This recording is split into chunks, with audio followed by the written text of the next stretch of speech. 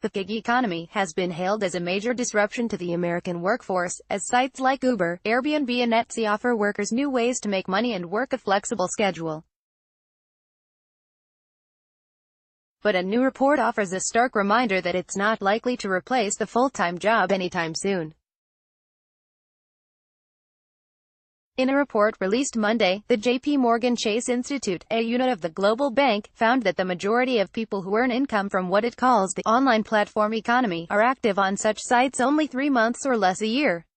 The average monthly earnings was just $828 in 2017, a 20% increase over 2013, but still only enough income to be considered a supplementary source.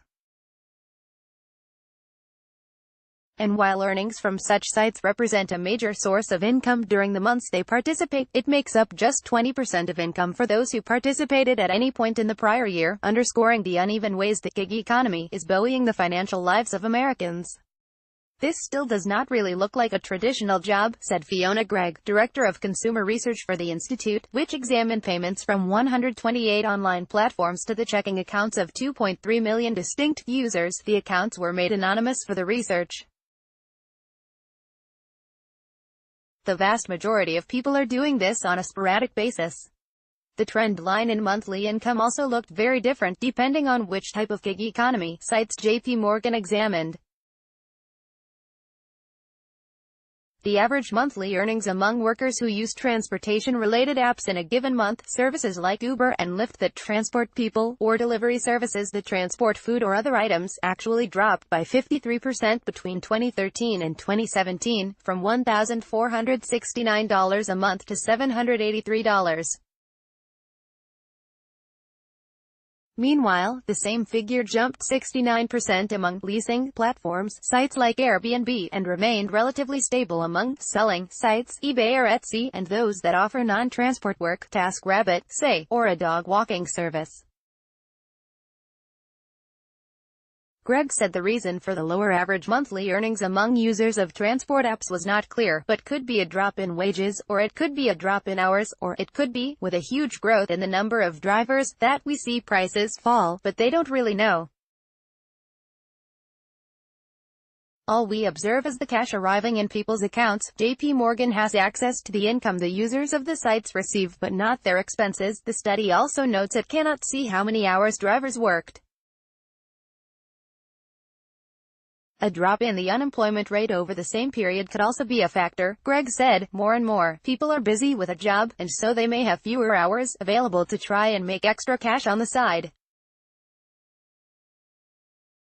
In a Medium post, Uber senior economist Libby Mishkin wrote that the study reinforces what we and many others have been saying for some time, that growth is driven, in large part, by people who use platforms like Uber on the side, but comes up short on its analysis of driver earnings. Mishkin wrote that, if the share of our partners who drive only occasionally has increased over time, as it has, it stands to reason that the average of every driver's monthly, or for that matter, weekly or yearly, earnings would decrease.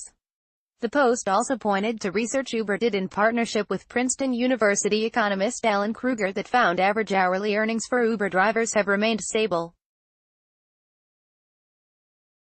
Lyft also took issue with the way the data had been presented. The fact that this study did not examine hourly earnings, the metric that drivers care most about, has resulted in misleading headlines.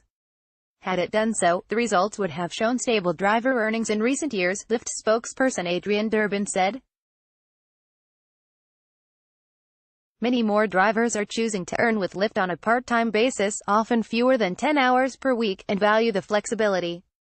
That idea, that more drivers are doing the job for fewer hours as add-on income, is consistent with findings from Catherine Abraham, a professor at the University of Maryland and former Bureau of Labor Statistics commissioner.